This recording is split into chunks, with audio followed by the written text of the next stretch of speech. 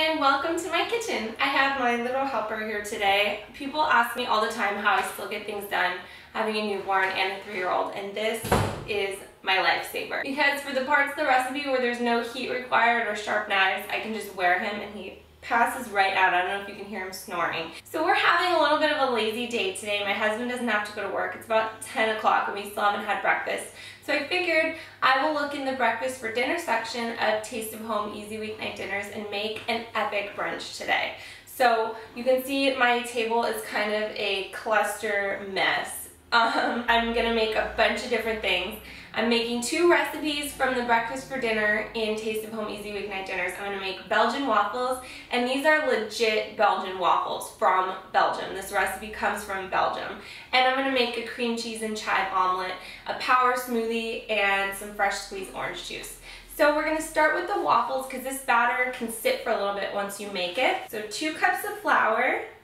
We're gonna add 3/4 a cup of sugar, 3½ teaspoons of baking powder. I'm just gonna mix these dry ingredients together in the big bowl. I have separated 2 eggs, so I have the whites in this bigger bowl, and I have 2 yolks in this smaller bowl. So to these yolks, I'm gonna add 1½ cups of milk.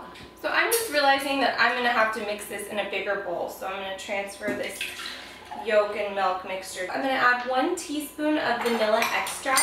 Keep some lukewarm coffee close by at all times. I have 1 cup of butter melted in this bowl. I'm going to add this to my egg and milk mixture. So we will bring back the dry ingredients.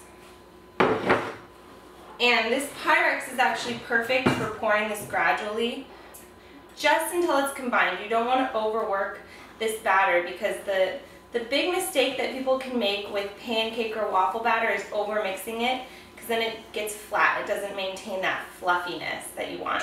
Now a lot of times in baking, the recipe is going to require that you beat the egg whites stiff.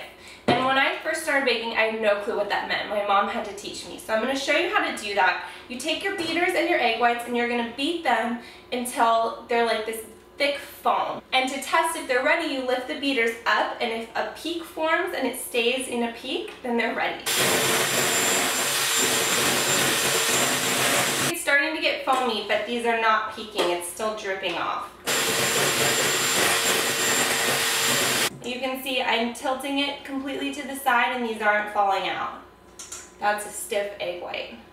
So these we're just gonna fold in. Folding in means you're just gonna take your little rubber spatula and gently stir this in, because we don't want to completely deflate what we've just done to the egg whites. So let's fold them in. So this batter's finished. I'm going to move over to my waffle iron. I'm going to pass Wyatt off to my husband because now I'm going to be dealing with some hot stuff and stuff on the skillet. Let's move over here. So my little character waffle maker's ready. I'm just going to scoop some with a spoon. Fill in the different parts. So in the meantime, while I'm cooking these waffles, I'm gonna make another recipe from the breakfast for dinner section of Easy Weeknight Dinners. I'm gonna make a cream cheese and chive omelet. I'm gonna crack 4 eggs. I'm gonna mix this in with 1/2 teaspoon of salt, 1/8 teaspoon of pepper. Just eyeball this and adjust to what you like in your omelets. I'm going to add 2 tablespoons of water. Then I'm going to take my herb cutter. I'm going to cut in 4 tablespoons of fresh chives. This is going to be a fabulous omelet. I'm going to whisk this with a fork until it's all a pale yellow color. So that's fully incorporated.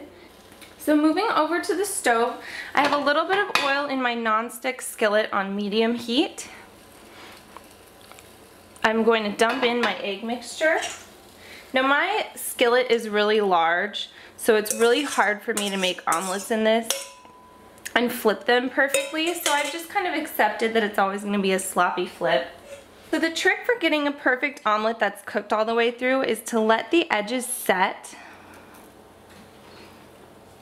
and then while you're cooking it, I'm going to turn it this way, you lift up the edge and let the raw egg flow under it. So lift it up. I set on 4 ounces of cubed cream cheese. I'm going to fold this whole thing over, turn my heat off, Let this set and melt the cream cheese, cut it into fourths, and it's ready to serve. Now let's have a little waffle update. These are crisping up beautifully. Look at that. They're crispy on the outside, fluffy on the inside. The whole house smells like an ice cream shop, like a place that's making homemade waffle cones. So the last thing we're gonna make for this brunch is an epic power smoothie. This is my trick for getting Jackson to have his greens on a day that he absolutely will not eat any vegetables. I throw in 1 banana. So this is high in protein, high in fiber, and you're gonna get your veggies without even knowing it. Put in about half a cup of frozen blueberries. I'm going to cut the ends off some strawberries, and I laid a paper towel down just to not stain my cutting board, because strawberry juice stains. I'm going to do about 2 cups of strawberries. Then some of these strawberries I'm going to slice to top my waffles. Okay, so then we're going to add some kale, and I know that sounds totally gross, but I promise you're not even going to know it's in there. So I'm going to put a cup of kale in here. Now always remember, when you're doing this in a smoothie, make sure you rip the stems off, because these are tough and they will not blend very well. And then a little bit of milk, about half a cup of milk. Or you could do water or almond milk or coconut milk or whatever kind you like. And then we're just going to blend this. I almost forgot. I'm going to add about a cup of plain Greek yogurt. So lastly, I'm going to slice the rest of these strawberries just to top on my waffles. So cut off the end, top to bottom. And when you lay it on top of something, you can fan it out like a deck of cards, and that looks really pretty to put on top of something. It's a beautiful spread. So good. Is it good, Jackson? Jackson, what is it? Do you like the waffles? This was the best brunch I've ever made. The omelet was fantastic. I seriously can't say enough about the waffles. They're out of this world. The whole thing was just perfection.